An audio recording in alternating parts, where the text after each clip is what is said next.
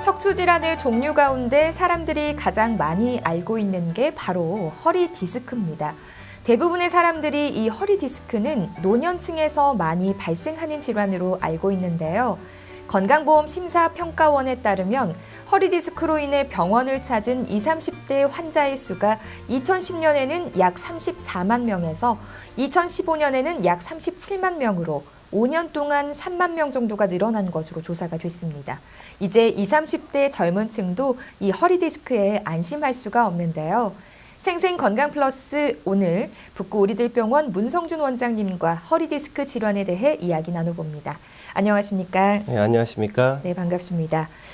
주변에 보면 허리가 아프다 하시는 분들이 굉장히 많으세요. 네네. 간혹 허리 디스크가 아닐까 좀 걱정하는 분들이 계시는데 먼저 허리 디스크 증상에는 어떤 것들이 있을까요? 허리 디스크의 증상에는 크게 두 가지가 있을 수 있습니다. 누구나 살면서 요통을 경험할 수 있게 되는데요. 이게 근육이나 인대의 손상이 있는 경우에는 네. 금방 좋아지겠지만 디스크 질환을 의심하는 경우에는 허리가 만성적으로 요통이 심해진다든지 또한 심한 경우에는 엉치나 허벅지로 통증이 내려오고 또 증상에 따라서는 종아리 외측이나 발등, 발바닥 쪽으로 통증이 유발되는 경우가 있습니다. 네, 원장님 말씀 들어보니까 허리 디스크 질환의 통증은 대부분 이제 다리 쪽으로 오는 건가요? 일단 다리 쪽으로 통증이 내려온다면 디스크를 의심해 볼 수 있습니다. 네. 탈출된 디스크가 신경을 누른 거에 따라서 증상이 발생할 수 있습니다. 크게 슬라이드를 보시면 급성 디스크인 경우에는 허리가 통증이 유발되면서 일주일 사이에 다리로 통증이 내려오고 또한 숙였을 때 증상이 심해지는 경우가 있습니다. 하지만 일부 환자들인 경우에는 다리 통증이 동반되면서 오히려 누워있을 때 통증이 심해지고 앉아있을 때는 상대적으로 증상이 편해지는 증상을 호소하는 분도 있습니다. 네. 그래서 다리에 통증이 있는 경우에는 자세에 따라서 통증이 심해지는 경우에는 디스크 손상을 의심해 볼 수 있습니다. 네, 요즘에는 좀 젊은 분들도 허리 디스크 때문에 불편해하시는 분들이 굉장히 많으세요. 네네. 이 허리 디스크는 왜 생기는 건가요? 우리가 디스크라고 부르는 건 크게 두 가지로 말씀드릴 수 있습니다. 첫 네. 번째로 손상된 디스크에 의해서 신경을 압박했을 때도 일반적으로 디스크라고 부르고 네. 두 번째로 정상적으로는 뼈와 뼈 사이를 이어주는 물렁뼈가 있습니다. 그래서 저희들 정확한 진단으로는 추간판이라는 단어를 쓰고 있습니다. 네. 뼈 추자 쓰고 사이 간자를 써가지고 추간판이라고 부르고 이 물렁뼈는 우리가 움직임을 하면서 반복적으로 이 몸에 충격을 가는 것을 제어하는 기능이 있는데 반복되는 활동으로 인해서 퇴행이 증가되어 디스크에 손상이 되는 경우에는 신경을 압박할 수가 있겠습니다. 네. 원장님 말씀대로라면 디스크가 고장이 나면 아프다 이런 건데 그렇다면 이제 정상적인 디스크는 우리 몸에서 좀 어떤 기능을 하나요? 제가 슬라이드를 하나 준비를 했는데요. 네. 나중에 화면을 보시면서 설명을 드리겠습니다. 네. 정상적으로는 뼈와 뼈 사이에 있어서 일상 동작을 할 때 물렁뼈가 없게 되면 충격이 고스란히 흡수가 되지가 않습니다. 그래서 충격을 흡수하는 역할을 하게 되고 우리가 운동을 하면서 앞으로 숙이거나 뒤로 제끼는 동작이 들어갔을 때 이게 완충작용을 하면서 제어 기능을 하게 되겠습니다. 네. 그럼 허리 디스크에 이제 문제가 생겼을 때 어떻게 좀 진단을 하시나요? 크게 방사선적인 검사를 많이 의존을 하게 되어 있습니다. 네. 아직까지 나온 검사 중에는 신경과 디스크 손상, 퇴행 정도를 가장 잘 볼 수 있는 것은 MRI가 가장 좋다고 보시면 되겠습니다. 네. MRI가 주된 방법인데 엑스레이나 CT로는 좀 진단이 어려울까요? 다음 슬라이드를 보시겠습니다. 왼쪽 그림에 있는 경우는 엑스레이 사진이고 오른쪽 네. 그림은 CT 사진입니다. 앞서 네. 말씀드렸듯이 MRI 상에서는 디스크 손상과 함께 신경 압박 여부가 잘 관찰되지만 엑스레이 사진에서는 뼈가 길어났다든지 추간판 사이가 좁아졌다는 것만 알 수 있고 이 병이 심하다 안 심하다 말씀을 드리긴 어렵습니다. CT는 어느 정도 윤곽이 보이긴 하지만 MRI에 비해서 해상도가 떨어져서 이전 에는 조영제라는 것을 삽입을 해서 네, 이 위험성이 좀 증가해서 현재는 사용하고 있지는 않습니다. 네. 보통 우리가 MRI라고 하면 굉장히 뭐 고가의 검사다 보니까 살짝 좀 꺼려지게 되는 그런 경우들도 있는데, 그리고 또 MRI가 병원마다 가격 차이도 조금씩 나더라고요. 예, 예, 그렇습니다. 뭐 검사가 조금 다른 건지 아니면 다 같은 검사인데 가격이 다른 건지 좀 궁금합니다. 외래에서 MRI를 촬영하시는 경우에 환자분들에게 해상도라는 이야기를 드립니다. 저희가 카메라에 있어서 픽셀이라는 걸 이야기를 네. 많이 하는데요. 네네. MRI도 마찬가지입니다. 저희들은 테슬라라는 단어를 많이 쓰게 되는데, 이전 MRI 상에서 저 해상도를 가지고 있으면 아주 중증의 질환은 진단이 되지만 나머지에 대해서 진단이 좀 어려운 경우가 많습니다. 그리고 또한 MRI를 촬영하는 사람들의 능력이 중요합니다. 너무 듬성듬성 찍다든지 아니면 건너뛰어서 찍게 되면 병변을 자칫 놓칠 수가 있어서 이 해상도가 중요하게 되겠습니다. 네. 뭐 예전 같을 때는 허리 디스크에 걸렸을 때 뭐 대부분 수술을 하게 되는 경우가 많았는데, 요즘도 꼭 허리 디스크를 치료를 하려면 수술을 해야 하는 건가요? 아니면 또 다른 방법이 있나요? 이 대부분의 치료에서 90% 이상의 환자는 좋아지게 되어 있습니다. 그렇지만 디스크에 아까 말씀드렸던 손상된 정도에 따라서 아주 심한 경우에는 아직까지도 10%의 환자에서는 수술적인 치료가 필요하게 되겠습니다. 네. 그렇다면 뭐 약물이나 물리치료 그리고 신경치료와 같은 이런 비수술적인 치료 방법의 원리는 어떻게 되나요? 이 다음 슬라이드를 한번 보시면 통증의 발생 원리를 좀 보시는 게 좋겠습니다. 디스크가 단순히 탈출돼서 신경을 누른다고 아프지는 않습니다. 하지만 이게 신경을 압박을 하게 돼서 신경 자체에서 신경 독성 물질이 나오게 되어 있습니다. 네. 이로 인해서 신경에 심한 부종을 일으켜서 조금만 자극에도 통증이 심하게 되겠습니다. 외래에서 환자분들이 말씀하실 때 진통제를 꼭 먹어야 하냐고 물어보시는 경우가 많은데, 일반 진통제라는 뜻은 정확하게 말해서는 진통 소염제입니다. 그래서 약물 치료를 했을 때 이 신경 부종에 있는 염증을 가라앉혀주고 또한 물리치료를 통해서 많이 가라앉혀줄 수 있습니다. 하지만 네. 일부 환자들에서는 이 약물 치료나 이 물리치료를 통해서 회복이 되지 않는 경우에는 다음 슬라이드처럼 신경 병든 디스크에 있어서 신경이 부종이 발생된 곳에 이 약물 주입을 통한 신경 치료를 해주게 돼 있습니다. 네. 허리 디스크의 비수술적인 치료 방법에 대해서 좀 설명을 더 해주시죠. 비수술적인 치료 방법에는 여러 가지가 있을 수 있습니다. 네. 이전에는 아직까지도 대부분 이런 치료법에서 많은 효과를 보고 있지만 수술도 많이 발전은 돼 있지만 일부 환자에 있어서 수술을 꺼려 하신다든지 수술이 본인 지병 때문에 하지 못하는 경우가 있습니다. 최근 기구의 많은 발전으로 인해서 네. 환자분들이 수술에 필적할 만한 성과를 내시는 경우도 많겠습니다. 그럼 이렇게 비수술적인 치료 방법으로 이제 치료를 하다가 만약에 더 이제 안 좋아졌을 경우에는 다시 뭐 수술을 할 필요가 있을까요? 예, 수술적인 치료라는 것은 이전부터 내려온 치료법입니다. 최소한 2개월간의 여러 가지 보존적인 치료에도 실패한 경우나 또는 MRI 상에서 사진이 매우 심해서 신경 압박이 좋아지지 않을 경우, 또한 근력마비나 감각마비가 있는 경우는 수술을 하시는 게 맞겠습니다.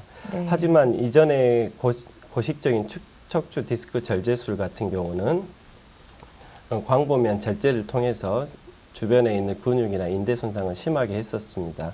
하지만 최근에는 이 기구의 발달로 인해서 전신 마취가 필요 없이 환자 상태에서 최소 절개를 통해서 현미경에 달려있는 레이저를 통해서 병든 디스크를 치료할 수가 있습니다. 네. 그렇다면 여기에는 좀 어떤 시술들이 있을까요? 수술을 대체할 수 있는 방법에는 크게 두 가지 방법이 있을 수 있습니다. 우리가 신경을 통해서 디스크가 신경을 누르는 곳을 접근할 수 있는 방법이 꼬리뼈를 이용하는 방법이 하나 있을 수 있고, 네. 그다음에 옆구리 쪽에 통해서 근육을 다치지 않고 접근하는 방법이 있을 수 있습니다. 슬라이드를 보시면 여러 가지 시술 종류가 있을 수 있습니다. 첫 번째로는 꼬리뼈를 통해서 라츠 교수가 개발한 신경 성형술이라는 가느다란 관을 통해서 병든 디스크에 신경 압박된 곳을 통해서 유착 용해제를 써서 네. 염증 제거 약물을 투여해서 신경 부종을 가라앉혀주는 방법이 있을 수 있습니다. 네, 꼬리뼈를 이용한 시술에 대해서 잠깐 이제 언급을 해주셨는데 네네. 좀 더 자세히 이 꼬리뼈를 이용한 시술 조금 더 자세히 말씀을 해주시죠. 네네. 네, 꼬리뼈를 이용한 시술에는 크게 세 가지가 있을 수 있습니다. 네. 저희가 슬라이드를 다시 또 준비를 했습니다. 이 꼬리뼈를 통해서 신경을 통하는 열린 구멍이 있습니다. 그쪽을 통해서 이 접근하는 방법으로 세 가지가 있다고 말씀을 드렸는데요. 크게 첫 번째는 미국에 있는 라츠 교수가 개발한 척추 경막의 신경 성형술이라는 게 있습니다. 네. 볼펜심보다 작은 관을 통해서 눌려 있는 신경 쪽으로 이 가느다란 관을 삽입을 해가지고 유착 용해제와 염증 제거 약물을 투여해서 환자의 증상을 도모할 수 있습니다. 하지만 이 시술법은 아주 심한 디스크에서는 다 증상을 해결할 수가 없어서 그 다음에 최근 풍선을 이용해서 환자분의 병변을 치료하려는 비수술적인 시술이 나왔습니다. 왼쪽 가운데 그림을 보시면 풍선처럼 부풀어져서 튀어나온 디스크를 일부 다시 집어넣게 되면서 신경 압박을 풀어주는 방법이 있고 네. 최근 외래에서 많은 문의를 받고 있는 꼬리뼈 내시경 시술이 있습니다. 이것은 기존에 있는 신경 성형술이나 풍선을 위한 시술보다는 조금 더 레이저를 이용해서 직접 보고 제거하는 장점이 있을 수 있습니다. 슬라이드를 보시면 영상 유도 장치를 통해서 꼬리뼈 내시경을 병든 디스크까지 들어가 있는 모습을 보고 직접 모니터를 통해서 신경과 튀어나온 디스크를 확인할 수 있습니다. 그래서 레이저를 통해서 제거를 할 수 있습니다. 하지만 아주 심한 디스크에서는 디스크 제거가 용이하지 않기 때문에 심하지 않는 디스크에서 써볼 수 있는 방법이 되겠습니다. 꼬리뼈를 이용한 시술에는 세 가지가 있다고 이제 말씀을 해주셨는데 그렇다면 내시경 시술은 근본적으로 좀 디스크를 없앨 수가 있나요? 이 옆구리를 통해서 가느다란 그 내시경을 삽입을 해서 모니터를 보면서 직접 제거하는 방법입니다. 네네. 기존에 있는 꼬리뼈를 위한 시술로 충분하지 않는 환자들에서 훨씬 더 제거가 용이하게 되고 수술에 필적할 만한 시술이라고 볼 수 있겠습니다. 네, 내시경 레이저 디스크 제거술. 예, 이름이 상당히 어려운데요. 장점이 좀 있을까요?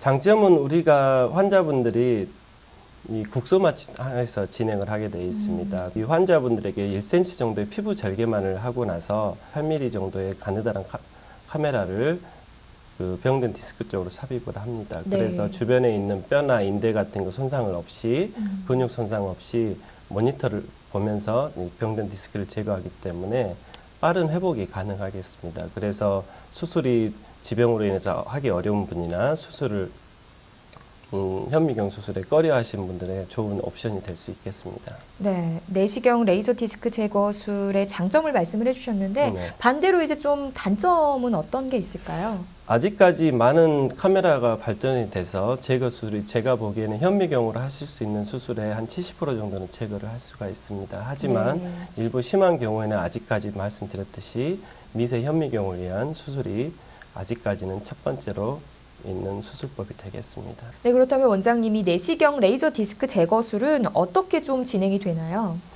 네, 슬라이드를 조금 준비했습니다. 네. 첫 번째 슬라이드를 보시면 이건 이제 저희들 수술하는 걸 간략하게 그림으로 그려놓은 건데요.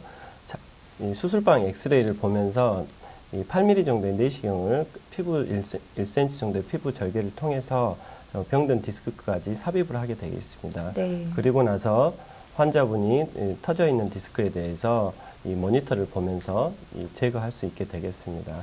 다음 슬라이드를 한번 보시면 저희가 수술방을 찍어 갖고 온 사진인데요. 네. 이 모니터가 있고 그다음에 미세 현미경 내시경 기구가 있겠습니다. 레이저는 홀륨약을 레이저를 쓰면서 저희들 고주파를 같이 이용해서 하는 수술 기구를 보여드리는 모습입니다. 실제로 간단하게 모아서 보면 저희들이 내시경을 이용해서 수술하는 기구들을 조금 모아봤고요. 환자분이 엎드려 계시면 국소마취 안에서 진행합니다. 제가 네. 수술하는 장면을 찍어왔고 엎드려 계시면 환자와 이야기를 통해서 아까 같은 수술을 진행하게 돼 있고 수술 후에 상처를 보시면 한 8mm 정도의 작은 상처를 보실 수 있습니다. 네. 수술하고 나면 왼쪽에 슬라이드를 보시면 왼쪽에 있는 신경이 많이 압박이 되어 있는데 내시경을 통해서 신경이 다시 풀려 있는 모습을 확인할 수 있고요. 네. 다음 환자 슬라이드 하나 준비했습니다. 환자분이 4번뼈와 5번뼈 사이에 있는 물렁뼈가 심하게 탈출이 돼가지고 신경 압박과 부종을 일으키는 사진인데 내시경을 통해서 시술을 하고 나서 환자분 보면 디스크가 제거가 돼가지고 신경이 완전히 풀려 있는 소견을 관찰되고 있습니다. 그렇다면 내시경 시술 후에 좀 관리를 어떻게 해야 될까요? 내시경 후에 시술의 관리는 일단 손상된 디스크가 나왔는 경우에는 찢어진 틈이 있습니다. 그래서 네. 레이저로 저희들이 제거를 하고 거기를 단단하게 처리를 해드리지만 아직까지는 약한 상태이기 때문에 이게 어느 정도 안정화되는 데는 4주 정도의 시간이 필요합니다. 가벼운 바로 퇴원하실 수가 있고 네. 가벼운 일상생활만을 하시고 나서 한 달 정도 지나시면 운동요법이 꼭 필요하겠습니다. 네, 운동.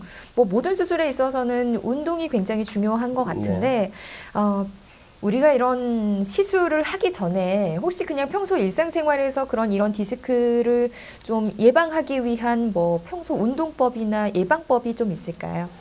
크게 저희들 척추학회에서 가이드하고 있는 운동법이 있습니다. 그렇지만 네. 일상적으로 제가 임상에서 봤을 때는 환자분들에게 말씀드리는 것은 나쁜 동작을 많이 피하는 게 1번이 되겠고 두 네네. 번째로 자기가 부상의 위험이 있지 않고 통증을 일으키지 않는 운동에서 취미가 맞는 걸로 꾸준히 서두르지 않고 6개월 이상 꾸준히 하시면 허리 건강이 좋아진다고 말씀드리고 있습니다. 네, 요즘엔 좀 앉아서 생활하시는 분들도 많으시고 스마트폰 때문에 조금 목이나 허리 통증 유발하시는 분들이 굉장히 많기 때문에 평소 습관을 좀 이렇게 올바르게 갖는 게 굉장히 중요할 것 같습니다. 그렇습니다. 네, 마지막으로 시청자 여러분들에게 이 디스크와 관련돼 한 말씀 해주신다면요.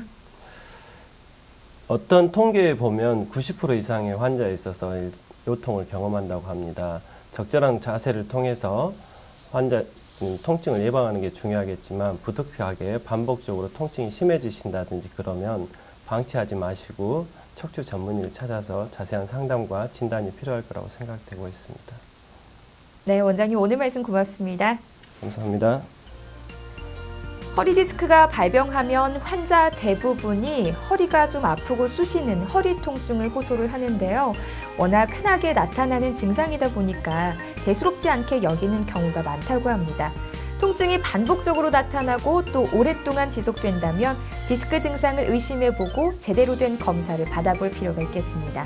생생건강플러스 북구 우리들병원 문성준 원장님과 함께했습니다. 고맙습니다.